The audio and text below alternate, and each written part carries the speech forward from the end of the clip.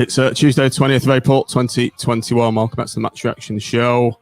On this show, we're very sad to report that the unbeaten run has come to an end as Blackpool suffered a deserved defeat at Spotland. I'm John Aspinall, and this is the Seasiders Podcast Match Reaction Show. Rochdale 1, Blackpool 0.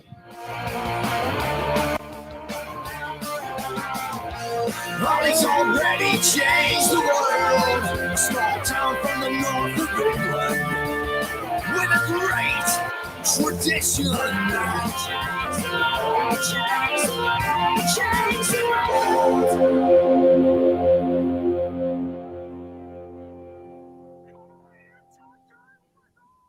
world. Welcome everybody back to the show, back to the Seasiders Podcast Match Reaction Show.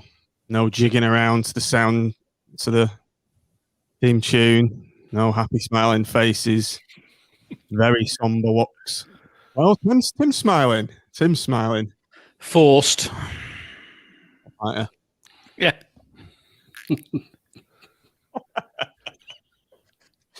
I'm smiling. Just had my hair cut. No, tired now. No baseball cap. No. Nick, when's that thing on your head? The mop is going at 9 a.m. tomorrow morning. I can't bloody wait. That's the only positive at the moment, I think. Welcome everybody on the show. Welcome Matt anyway. Sorry, beg my pardon. How are you doing? No, I'm all right, mate. Yes. Yeah, I'm all right considering what we've just witnessed.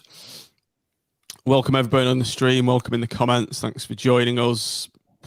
As Fat Goat Sacks has dogged her tonight, got what we deserved. That's a pretty good sentiment, I think. Yeah. It won't be a long show. This, I don't think, will it? It will just get through it and call it a day after that. Mike Melody said, "You lot look like funeral director Paul Barrett." I think, Mike, that might have something to do with for me and Tim anyway, the marathon pod that we did last night. Tim, it was a great show, wasn't it? The Not So Super League, and I'm glad to see that the board and directors of Chelsea and the owners have listened to our show last night and have taken action this evening. And Sheikh Mansour as well. Apparently they're withdrawing now. It's the rats deserting the sinking ship. Nick, Matt, what did you think of that? Just briefly before we get on. We're not going to be talking about this game for long, listeners stroke viewers, so we'll probably similar to what you guys said last night. It's just about greed, isn't it? That's all it comes down to. You're removing the spirit of competition and competitiveness, and which is what every fan wants for their team at the start of a season. You know, that your team can win the league or get promoted or whatever, and it's just a closed shop money-making scheme for the elite. And thankfully, there's been enough of a reaction from it. Say whether they're seeing sense, I think they just realised that people just aren't going to put up with it, and hopefully I can't see how it's going to get off the ground now if the English clubs are pulling out of it. I think it'll be a dead rubber, thankfully.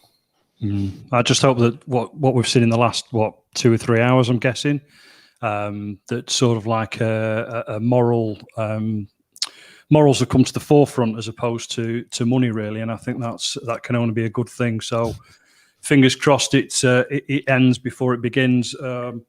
And if one or two teams want to carry on with it, well, let them. But I just hope that it doesn't disrupt our pyramid and game and all the rest of it. It can do a running jump, quite frankly. Mitch has just said there on the comments about that Super League, maybe it's not such a bad idea. Got to be better than that, what we've just witnessed. Well, certainly was.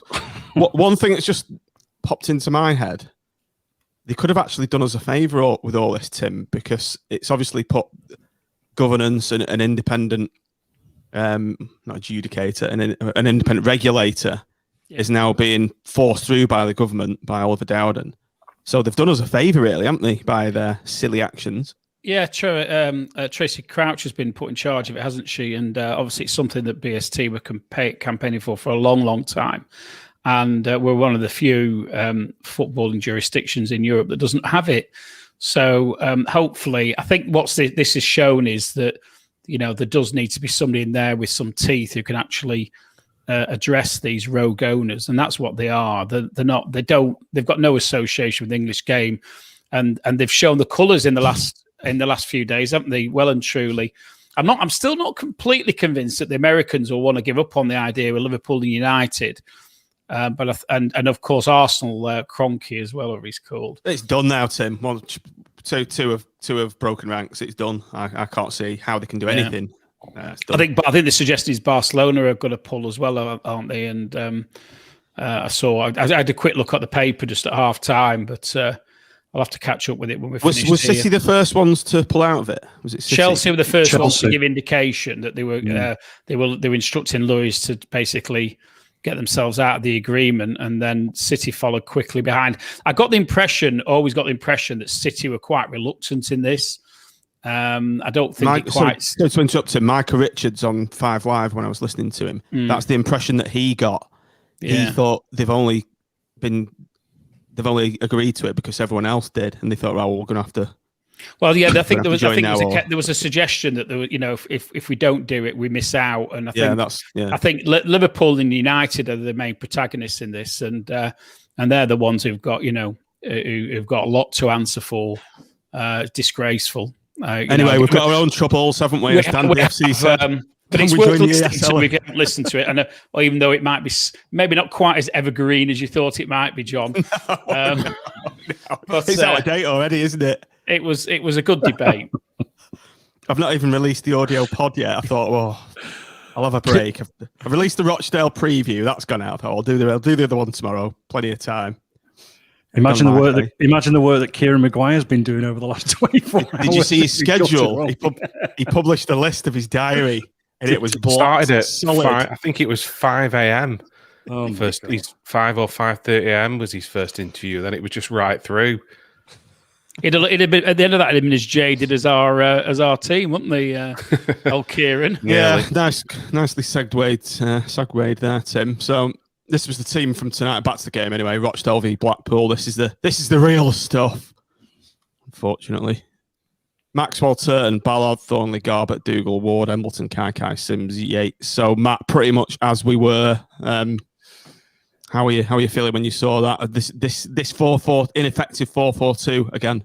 Yeah, I was. It was predictable for me, really, that's what he was going to do. He was just going to bring Thornley in and Embleton back in, of course. A lot of us now have got this Fan Hub app, which allows you to sort of select your own team, and I got it wrong as far as Chris's team selection was concerned. I hoped would go 4-2-3-1 tonight, leave Sims out, but it wasn't to be. And I was saying before to Nick before we started that 4-4-2 is. It just doesn't seem to have worked really smooth. We seem to have sort of not been as smooth with it as we were previously with the 4-2-3-1, and I just wonder whether we've run out of steam in that idea and that formation at the moment. So 4-4-2 as it was. We started with that, and I think we'll go on to sort of talk a little bit more about its merits or otherwise in a little while. Nick, Tim, any thoughts on this before we're going about the game? It's similar to Matt, really. I thought it was probably going to be about that. There was some debate whether he might bring Husband in, possibly. But I wasn't really that surprised with the lineup. There's not that much you can do, but we'll talk about the formation thing, which I think was the main thing tonight that was the downfall for us. That I'm looking knackered.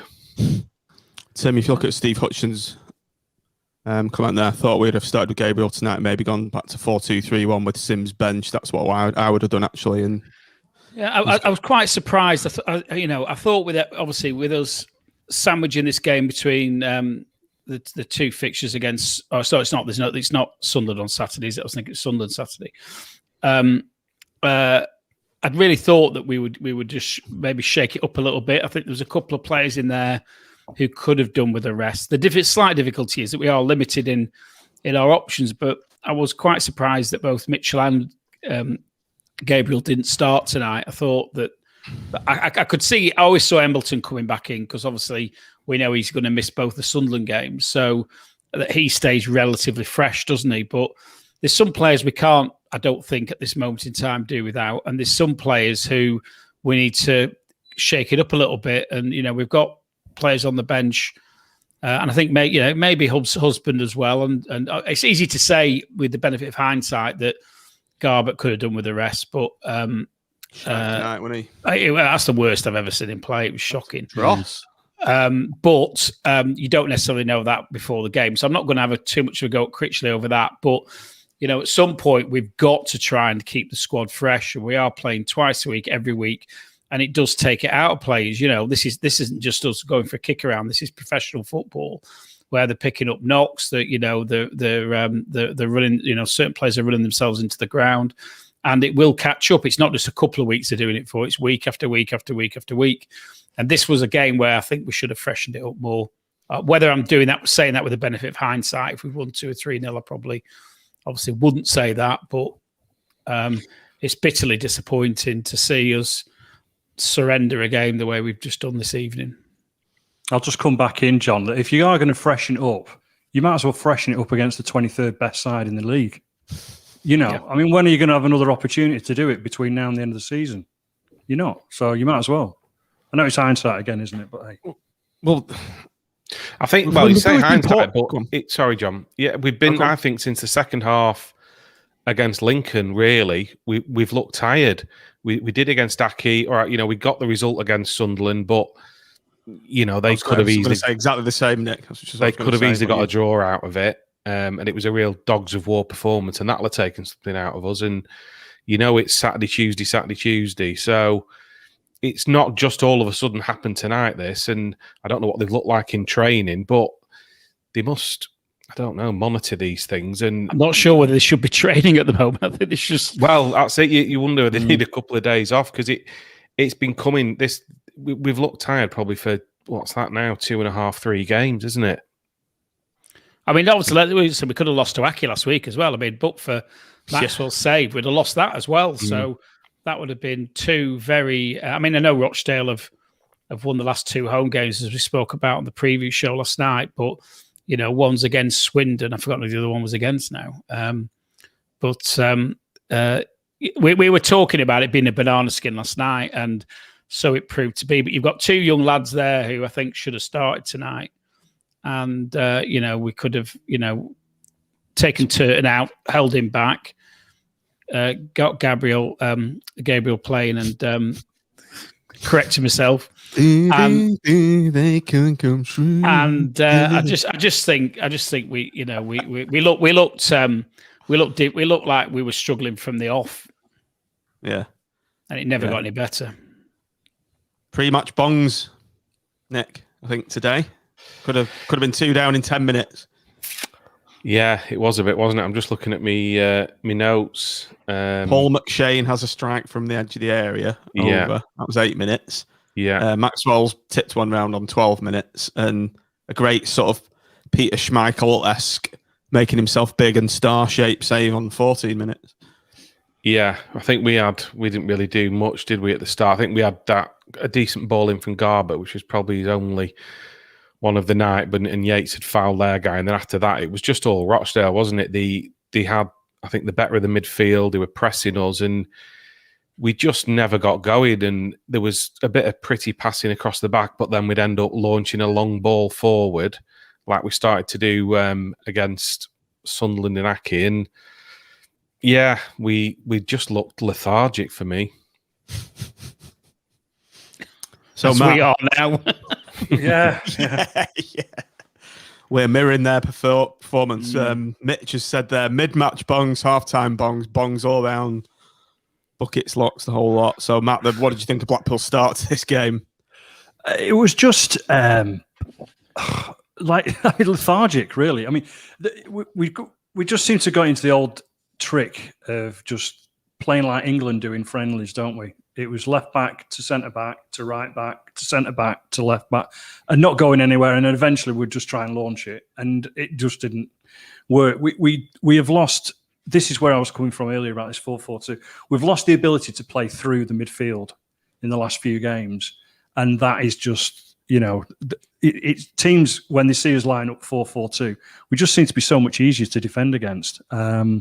So yeah, I mean, Maxwell made those two really at the time vital saves, and you just hope that would sort of shake us up, but it really didn't. We just sort of played conservatively and didn't have any the final balls today in the decision making in the first the first half initially were just terrible. I mean, pretty much all game, Matt. Never mind the first 25 minutes. Yeah, well, it was. The ball was just fucking appalling. It was appalling. And when you're sort of building, when we do get it into the midfield, specifically through Kai and Embleton, and you're using those two to try and create something for Sims and Yates, and they're not doing it, it just all breaks down. And we were just so off it tonight. It's ridiculous. Tim, look at that comment from Eddie. It was like watching the start of the season all over again. Nail on head there, Ed. Yeah, we've got Conor Grant for them, who just seems to be dictating the play at will. And I don't know much about him, to be honest, but he looked like he had a spring in his step. We looked leaden-footed, didn't we? I've only written a few notes. I've written about half a page in the first half, where normally I'd be onto page 2. I think we had thesis. I think I just it started off saying scrappy start. Garbutt keeps giving the ball away. I wrote, we look tired in midfield. It's almost like we're playing a training game at times. We just seem to do this square passing, reverse passing, square pass, reverse pass, and as Matt said, hoof.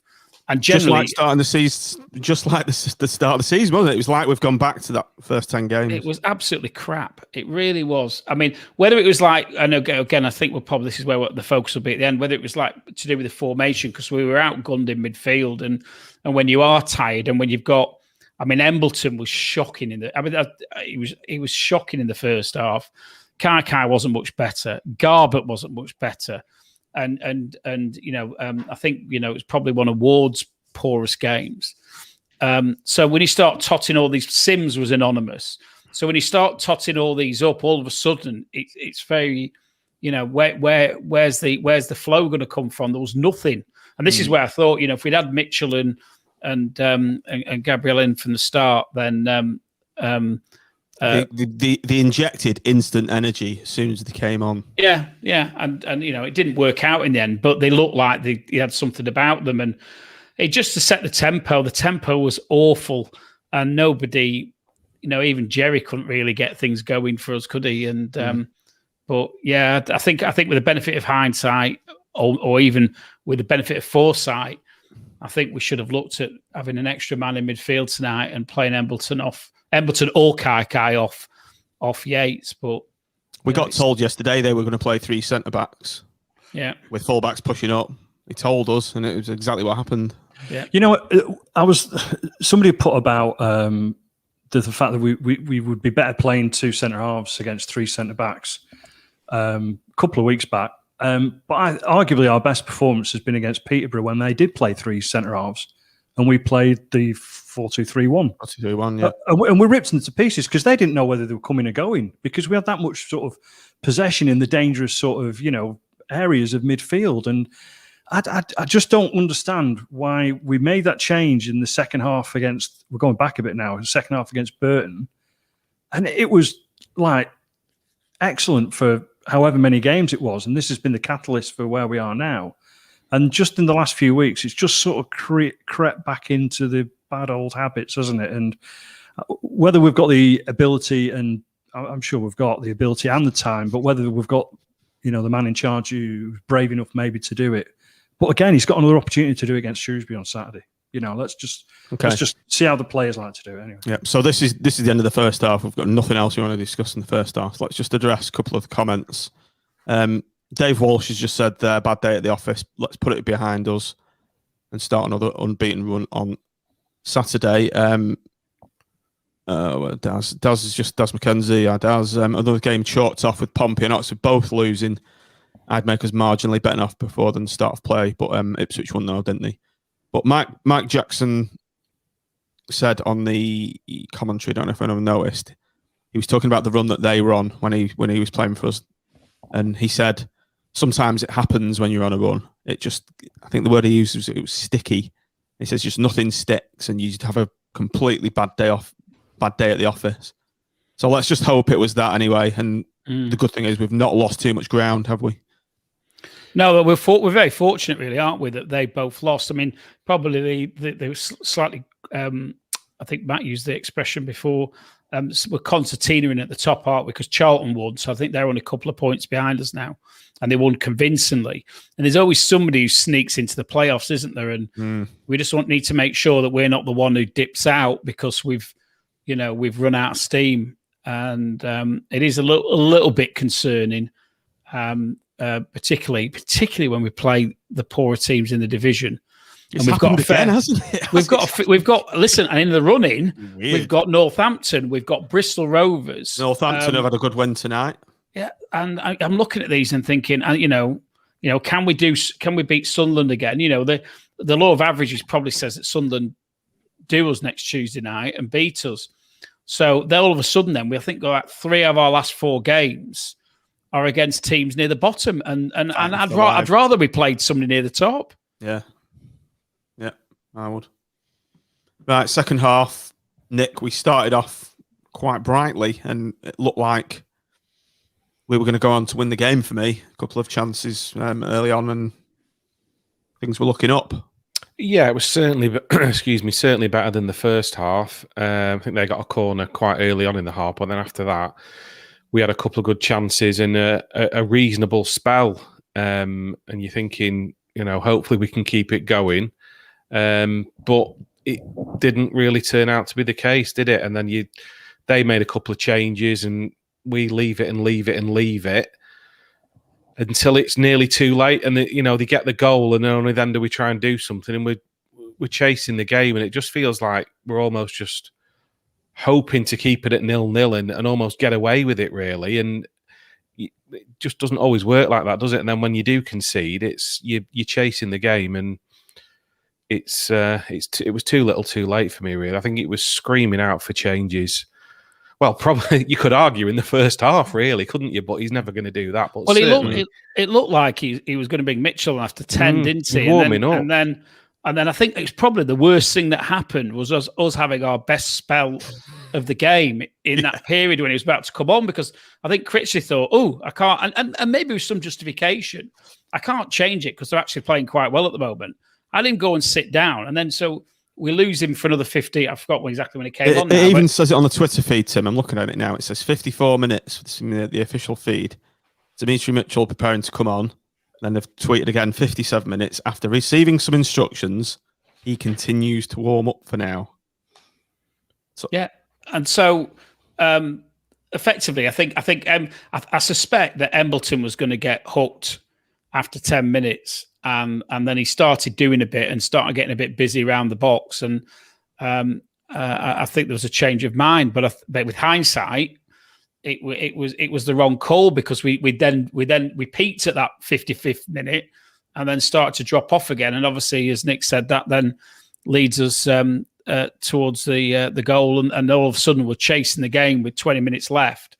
And they're obviously desperate for the points and start fighting like Trojans. It's some very, very poor game management from the bench today. I thought I just don't, even when they made the substitutes at the end, it was too little, too late. Didn't give them even an opportunity to get into the game. At sort of 87 minutes when they come on. So I just hope it doesn't come back to haunt us at the end of the season. Matt, let's come to you. So we've had the best chance of our game, best chance of the game.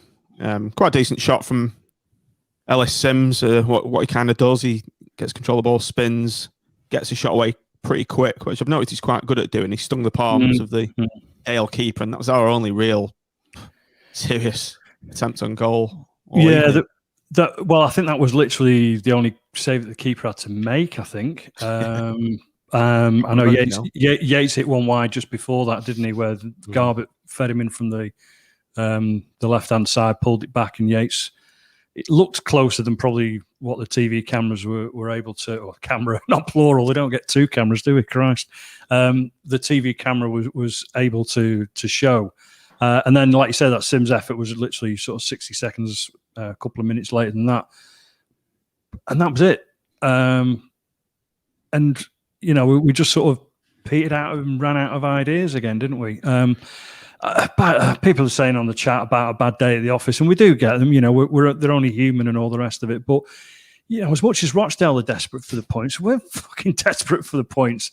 And it really didn't look like both teams were sort of capable of tearing the other one apart tonight. If you didn't know what the league tables were, you would never have thought that was fifth against second bottom. You really wouldn't. I think the disappointing thing for me in the second half, particularly, was when we did get an opportunity, like a corner, the delivery. I think we had 2 corners in succession. The first one was like a 6-year-old had taken it, and then the second one, he just overhits it. And in a game where you're creating so few chances, it's something like that might be the thing that gets you a goal. And it was just so. It was like, I don't know, back earlier in the season when we were talking about how poor set pieces were. That was the disappointing thing for me in the second half. I think we only had one. I think we had one decent set piece all game, and that was quite early on. And actually, Kai took it on, Thornley headed it wide, didn't he? And I think he perhaps should have done a bit better. But and those 2 corners just summed it up. But it wasn't just the corners; it was also the crossing when we were in play. I don't think we beat don't think we beat the first man more than one occasion, and when we did, I think it was because it ballooned its way wherever it was going, nowhere near a player, and that was very, very disappointing tonight. We got nothing from the channels at all. I think the only time we got anything off it was when Garbutt came in, knocked that ball back for Yates that he then ballooned over. So it's just wherever you looked on the pitch, you could criticise, couldn't you? Yeah, you mentioned the channels, Tim. When there's days when Kai just doesn't fancy it, and today was one of them. And we may as well not have an outlet on the left when he plays games with that kind of attitude. And it pisses me off the way he just floats in and out. And then you wonder why they don't change it earlier, because it was. I think somebody said in the chat there, why no changes at half time? And I think, there was a good, listen, Critchley's in previous games has been desperate to throw the kitchen sink onto the pitch, hasn't he? Never mind 5 subs, and today he's hung on in the one game where it probably really needed it. So I wouldn't have actually argued with him lobbing 5 on this occasion, because it was that dire that you think, well, sticking 5 new players on, particularly if you do it relatively early, it probably it'll at least give the other guys a rest. And that's the problem, isn't it? Unfortunately, 5 players who started the game today just didn't turn up. And that's if you got pretty much half a team not performing to, let's say, 65% of their capabilities, you're struggling, aren't you? You really are. If they can just give you that little bit of extra, then we might have got something out of it tonight. But no, poor all round. Let's discuss that goal, Nick. Over to you. Yeah, they were stood off too much for me. Yeah, it was a throw-in, wasn't it? And their lads knocked it out to Rathbone on the edge of the box, and he just had all the time to pick his shot, and it was a decent enough strike, but into the bottom corner. But yeah, we just looked like we'd switched off. Somebody could have closed him down quicker. We've let him get the shot off, and he's found the bottom corner. It was poor from us, but not entirely surprising. I didn't think really the way the night was going. No. So Tim, let's come to you next. Then you're our subs guy. So he's finally made the changes, closing the door, closing the stable door after the horse has bolted, I think is the phrase. Well, he was looking at bringing Gabriel on, wasn't he, before the goal? And it almost seemed like at the time I was frustrated because I thought we were fanning around with these substitutions. We had Mitchell up, and that inevitably the players on the pitch start looking to the sideline, who's coming off, etc. I don't know whether they seem to find it a little bit distracting, but we didn't close down on that goal, and I think and then we bring 2 on, and And as we mentioned before, that it did seem to give us a little bit of an injection of intent, but with little to show for him. I got very frustrated with Thornley and Ballard tonight. I just thought they were just doing this square passing between the two of them ad infinitum. It just went on and on and on, and it was just boring as hell to watch. Well, that goes back to. But that's it. That goes back to my problem, as I said before, about we're not playing it through the midfield, are we, Tim? So they've got no option but to sort of, they're looking ahead, trying to see if anybody's in space. And there's obviously nobody's there because there's only two midfielders who are central, Ward and Dougal, and then Embleton or Kai or whoever on the right and left-hand side, who are just anonymous. So there's no options, and they're trying to work that. I mean, the front two lads are going long. Yeah, and then they go along. I mean, they probably did their job in inverted commas because they were tiring out the front two of Rochdale. But like you say, at some point you've got to pass it forward. But there was just a lack of options. There really was. I thought Thornley played all right tonight. Actually, I had a decent, very good tackle. He covered Ballard very well, didn't he? Because Ballard's probably one of the first proper mistakes I can recall him making. The ball went through his legs, didn't it? And one of their lads was running onto it, and I thought Thornley covered quite well. I think defensively they did okay because even the goal, it wasn't them, was it? It was whoever was out on the right should arguably have been closing down. So I don't. It's not particularly criticism. It was just I just found it. It was the frustration was them because they probably saw more ball today than any other player for Blackpool, didn't they? Between the two of them, they probably had more touches than anybody else. But I can guarantee everyone would have been at a right angle, not a forward. And when you've watched it for the thick end of 90 minutes, it gets a bit tedious. And I think the point is valid for Matt. Nobody's coming to look for it. It was like Tony Adams and Terry Butcher in the prime, wasn't it? Just left to right, to left to right. Famous Arsenal back four.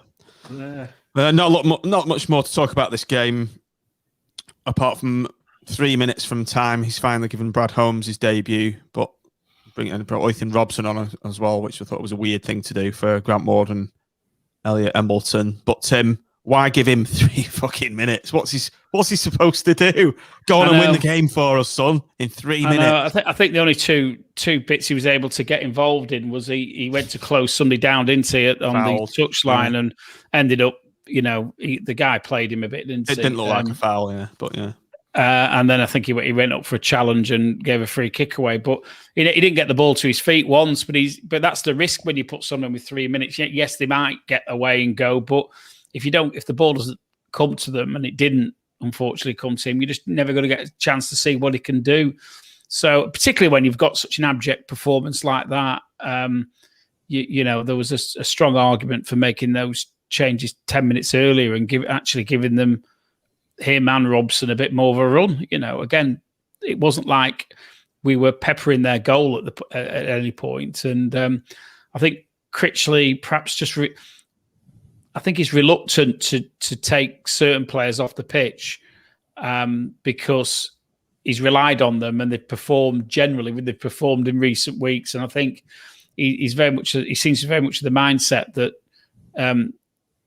keep at it, keep plugging away at doing the same thing. But sometimes when things are going like they were today, anything's better than a continuation of that.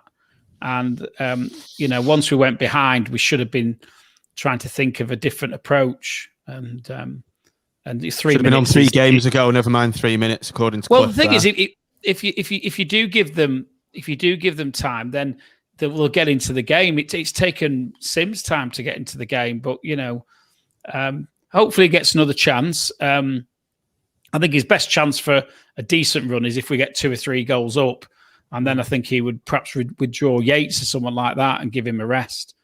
But, I disagree, Tim. I disagree. And blood him. Give him a third of a game. Listen, you're preaching to. I know his ability. Mindset. What was actually interesting to me as well, because obviously I still picture him as this little lad. Well, he wasn't that little, but little lad who came down training when he was 6, 7, 8 years old. But he's quite a unit, isn't he? He's quite a size. He must be 6'1" or whatever, and he's most certainly he'll be an athlete, and it'd be interesting. I wanted to see him run with the ball because that is what he's great at. He's great at running with the ball, and we've seen from the youth team games that he knows where the goal is. And I know in the chat, what a game to introduce him, to give him half an hour. Well, we're desperate for something fresh, new, different. Because this game was going, it was gone. Yeah. So why not just throw him on for half an hour? Well, and also we may reach the point where we've got to do it because if Yates picks up an injury, or Yates or Sims picks up an injury, all of a sudden our options melt away, don't they? Because I generally don't think we're going to see Medine back. At some point, you're right. This is a game we were doing nothing. So why not? He's got nothing to lose. There's nothing to lose, is there? I don't get it. He scored 2 goals midweek, didn't he? At weekend, and or Friday was it, ever it was, and they took him off at half time and to keep him as cover for Sunderland. So he's in a rich goal. The argument is it's a low level compared with where Sims has come from, but it doesn't matter what level you're playing at. If you're good enough and you know where the goal is, I've always said this: you get a striker who can score 30-odd goals in League Two, the chances are he can still score 20 goals in League One and maybe 15 in the Championship because they know where the goal is. And today we needed somebody who knew where the goal was. And 3 minutes is never going to do something, didn't we? Right, that was the game anyway. We're not going to be on air for too long. Let's hope it was a bad day at the office. Let's move on to player ratings. This should be interesting. I'm going to join in on this one as well. That's me sharpening some knives. 4s and 5s. Good night, everyone, up the pool. Right, let's start then. Chris Maxwell, Tim. Put one player that we can't slag off, I think, tonight. No, I mean, I don't think he could do much with the goal. I think it was, to be fair, I think Chisnell said, didn't he, that where they were sat, they could see it was right in the corner, it curled in. 7.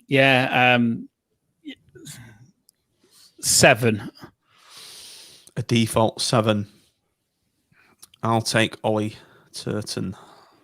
Oh, I won't do it, Nick. I can't do 2 things at once. Load banners and just like the players. Hang on. Right, good. You wanted to, but you can't multitask. You just proved it, John. Nick, Ollie Turton. Let's have a think. Ollie Turton. Changed his shirt. Yeah, he did that well. Changed his shirt well. There's a couple of times when he did get forward and he wasn't the only one. Poor balls into the box. I'm feeling they're all kind of middle of the road scores, aren't they? Halfway. It's probably 6 minus. 6 minus. Dan Ballard, Matt. I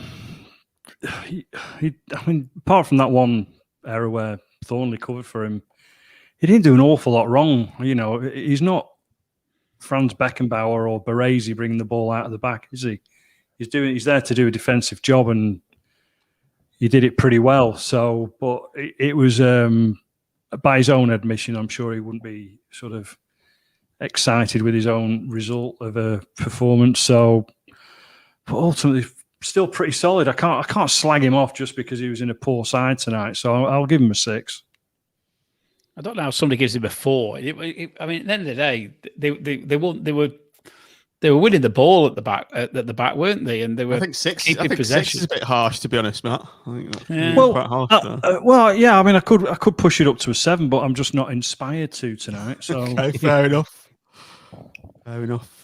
Jordan Thornley, Tim. As I said, I thought it was a good game. He had a good game tonight. Yeah, so, I vented my frustrations earlier about the side was passing, but I actually equally I do take Matt's point on board that the keeping possession, the tiring out the forwards, and looking for an opening that never came, and so I don't think he can take too much criticism, and probably. In a very scaled down field of nominees, he may be up for man of the match. So 7. a scaled down field of nominees.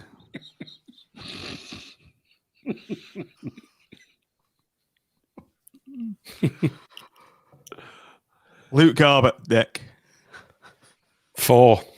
Enough said. I thought he was pretty poor shit. tonight. I think he put one decent ball in maybe, but other than that, I thought his distribution was poor and he gave the ball away a few times as well. So, Hard to argue.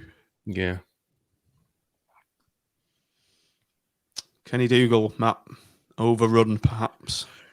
Overrun, but okay. You know, it does what Kenny does, I suppose, really. Just gets it simple and passes it backwards, basically, tonight anyway. Again, he's the sort of player that needs somebody to be a bit more proactive near him and next to him and in front of him. Kevin Stewart and Virtue, perhaps. Well, possibly, you know, but I think this is, I'll bang on about, we need 3 behind Yates up front. And that's probably the reason why when Dougal did get the ball, it ended up going more backwards than any other time probably in his Blackpool career so far. So frustrating again, but no, it just did his job right. So 6. Grant Ward, Sim. It's going to be interesting. Yeah, not one of his better games, was it? He, I've liked him alongside Kenny Dougal, but I felt today he just wasn't at the races. I'm struggling. I really am struggling to think of any positive contribution he made towards attacking play. And look, we know with Kenny Dougal, he's always the one who gets the ball, wins the ball, and then lays it off to somebody who does the Hollywood passes, who does the driving into the opposition half. It's not Kenny's game, but it is part of Ward's game, and it was very much missing tonight. It's a 5. 5 in my head. A similar score, Nick, no doubt, for Elliot Embleton, even lower, perhaps. Penny I'm not even sure it's even a 5. If it is, it's a 5-. Yeah, it didn't happen for him tonight, and he's had a rest at the weekend, hasn't he, with not playing against Sunderland? So I was expecting a bit more from him. Especially when we talk about the midfield and where we weren't really creating anything. You're looking for him to do that link up and make things happen, but it didn't. I'm going to go 4. In first half, he would actually get the worst score. If he played exactly the same as the second, he was a little bit better in the second one. I think that pulls him up to that score you've just given him. Yeah. Similar score for Sully Kai, no doubt, Matt. But again, don't let me influence you with my preamble. Unfortunately, his other brother's turned up, hasn't he? Yeah. And we're back to the original Sully Kai, aren't we? He's come back into the fold. Back in. The real Kai made a guest appearance for 2 or 3 games not long ago, but he's gone again, hasn't he? He has indeed. Oh dear, crikey! You can't even give. If you're giving Embleton 4, you've got to give Kai 4 because he was hooked as well, wasn't he? So. Absolutely anonymous, and I'll be honest, he didn't get any help from Garbutt behind him, quite frankly. But remember in the first half when we broke and he had options either side or through the middle, and he just passed it straight to their fucking left back. Yeah, it was. It typified everything about him, unfortunately. But a poor showing from many of our midfielders tonight, I'm afraid. What's the score again? I missed it. 4. Below average, definitely. Ellis Sims, Tim. I thought he started quite slowly, but he grew into the game. I've seen him play worse. We all have. First half, I thought he was really poor. Him and Embleton were just completely anonymous. I mean, I wouldn't have been surprised to see either of them taken off at half time. He did get better in the second half, to be fair, a bit. I think he had that shot that we spoke about, didn't he? He had a bit of a turn that got blocked. but it was thin pickings, wasn't it? I mean, I thought he should have, eventually he gets taken off eventually, doesn't he? I think, in fact, he got taken off, and I thought Embleton was going to get taken off, but I just wouldn't have started him tonight, and I don't think that decision's altered having watched him play. Bringing up the rear, Nick, Jerry, starved of anything tonight. He did have was. one good chance though, if we remember. Second half, he had the ball in front of goal and kind of hooked it left, wide to the left. Yeah, he just looks a bit knackered, doesn't he? Because he always puts a shift in, and you could see his frustration. And I have a degree of sympathy with him, and a little bit with Sims as well, in that they're starved of service, aren't they? Which is what ultimately strikers need. And you can't rely on him every game to just produce this Jerry Yates magic where he has to twist and turn past 3 defenders, keep going and score a wonder goal. So I've got a degree of sympathy for him. It didn't happen for him tonight.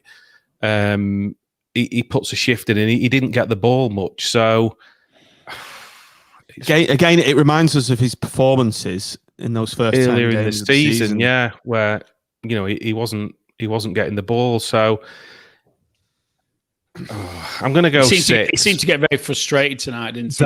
I was going to say that you could actually hear him screaming on the TV tonight, couldn't you? There were so many times where he was, he was making decent runs as far as we can see, and the ball was just. I mean, some of the passes were 10 yards off him. And he's having to go into the channel to get it. So I'm going to give him a 6 because the effort's there, but he didn't get decent service. So I can't be too harsh on that. Right, this will be interesting. Man of the match. In fact, let's do manager rating. 2.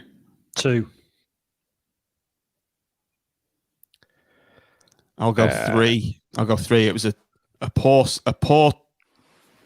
formation, poor personnel. You're playing 4-4-2 with the wrong players. You have got options to mix it up and play a different formation, and he hasn't. And chucking Brad Holmes on for his debut with 3 minutes to go and the game's dead. So 3 from me. Nick? I think I'd be the same from me. I think we could have done it differently tonight, and he waited a bit too long on some of the subs. I'll just add, I'll just add that we were obviously poor at the start of the season, and you'd think that after that poor start we'd learn.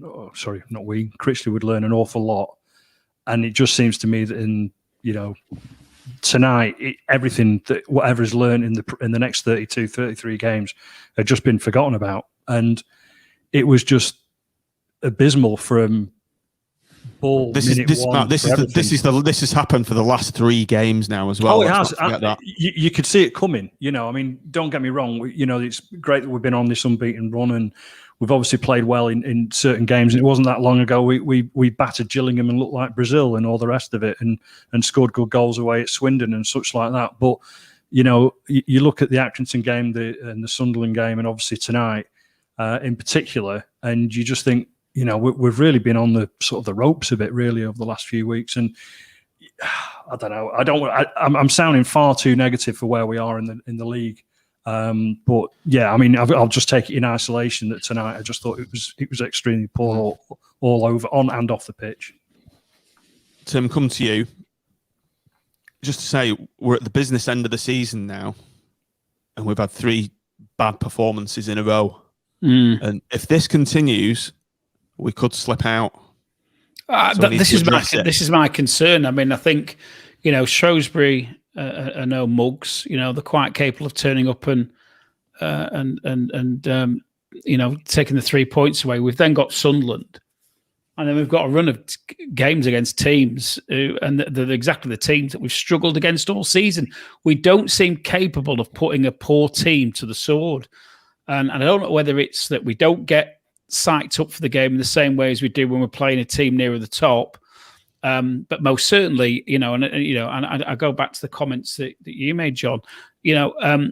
We've played it's a little bit like when we wanted him to play 4-4-2 because it was the only way to be effective in with the players that we've got and at our disposal, and he didn't, and he didn't play certain defenders, did he? And kept sticking with people who were underperforming, and we're sticking with a system really to accommodate Sims and I don't think he justifies.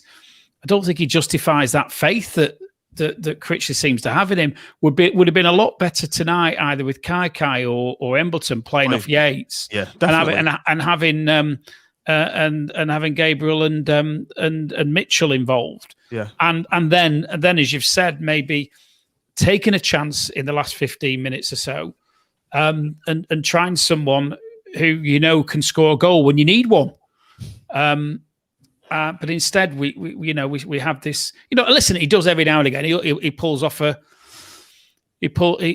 something that justifies that faith. But it's thin. It's very thin pickings, isn't it, at the moment? And I'll be very, very disappointed personally if he starts on Saturday after that, because it's the impact it has on the formation as well. I mean, Kaikai's he's shit on the left, isn't he? Yeah. He's just crap. Why? Well, you're either playing him in the number 10 in the absence of Medine, or you're not playing him. Yeah. Or you just giving sorry, Tim, I was going to say, or you just giving the opportunity, like Embleton, to just have a freer role. When Embleton actually comes inside from the right-hand side, and when Kaikai come inside from the left, it's because they've got that extra body in midfield to provide that bit of cover for them. So there just has to be some changes on Saturday, and we're not obviously talking wholesale. We're just talking a few tweaks here and there, and we'll all be hopefully happy as pigs in muck again come 5 o'clock on Saturday afternoon.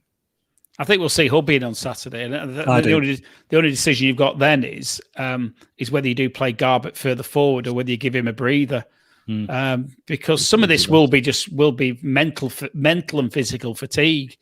But I think we need to think about that, and we need to. I think Mitchell and Gabriel have to start, and he has to find a system that works around that. And it's not. Excuse me, the vernacular. It's not fucking rocket science, is it? What you need to do. Have a quick look at the table, and after man of the match, then we'll go anyway. Let's not forget. Actually, we've just been unbeaten for 16 games. So I know. It's not that bad, is it? No. But no. Right, man of the matches. This should be fun. I'm going to join in on this. So let's go with you first, Nick. I'd have to say probably Maxwell. Don't think he could do a lot with the goal. He made. We could well have been 2-0 down that first 20 minutes, 15 minutes, whatever it was. We made 2 decent saves, didn't he, to keep it at 0-0. So it is slim pickings, but I'll give it Chris Maxwell. Matt. Well, I didn't think I'd be saying this at the start of the season. Jordan Thornley. That's my pick as well. I thought Thornley was decent tonight. I thought he had a very good game, quite solid. Which again, I never thought I'd find myself saying. Tim. Yeah, we're going to go for the hat trick. I think Jordan just shades it against Maxwell, but they haven't had any competition out there, so it's an average-ish performance secures the honours, and it's just a bit depressing, isn't it? That really there's no him and Maxwell did okay, and that gets them the nominees for man of the match, and that says it all, really, doesn't it? Mm-hmm. Okay, let's have a quick gander at the league table before we all head off. So we're now in 5th position on 68 points. Played the same with Lincoln, who are now 4 above us. Sunderland are 4 above, but we've got a game on them. But Charlton have, what was that phrase you used, Matt? Concertinaed up. Yeah. Can you just make it a bit bigger, John? Is that possible? Yeah, sure. I just can't. I was just trying to find out how many games Oxford have got left. I think they've only got a couple of 3, haven't they? Yeah, they've got 2. They played 2 more than us. Yeah. Thank God they lost tonight, because if otherwise they'd have been right level with us. Yeah. I mean that hopefully that's that's it. I mean, Charlton are on a really good run, aren't they? You can see there the green and couple of draws there in the middle, and they look. I mean, they look capable, and Lincoln have bounced back since they obviously got that morale boosting draw against Blackpool. That was a turning point, wasn't It it? was, wasn't it? Have a bit of COVID and then go 4 unbeaten. That's the way to do it. So it just gets to obviously this stage of the season anyway. It's always a bit sort of sweaty palm time, isn't it? We just hope that it looks like Portsmouth are just in a right rut at the moment. But you just have to hope that Oxford slip up again, and I think that's us sorted then. But if we get a win on Saturday, hopefully that'll be it. I mean, crikey, you got to really implode after that. But you just never know. What's it looking like at the bottom, John? With because Northampton won tonight, didn't they? You think Bristol Rovers are pretty much out of it? Mm. But Wimbledon weren't bad when they beat us, were they? No, no. I got scored against decent lad up front, haven't they? But you'd think Bristol Rovers are pretty much out of it now, aren't they? Gone. So by the time we play them, they'll be down. But Northampton are going to be fighting for their lives, aren't they? Being in place. I actually saw a bit of Northampton play against Peterborough. It must have been at the weekend, and they were pretty quick and direct, and they didn't look like a team who were in the the bottom 4. So they're obviously more than capable. But look at Shrewsbury's run though. That's it. Yeah. Lost the last 3.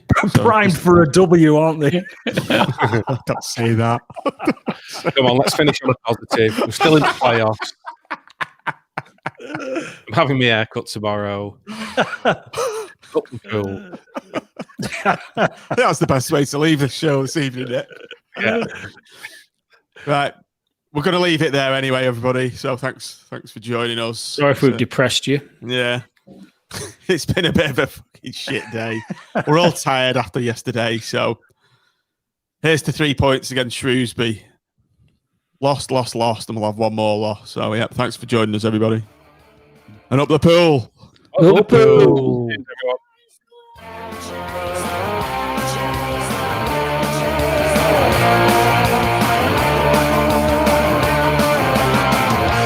Ollie's already changed the world. Small town from the north of England with a great tradition. Change the world.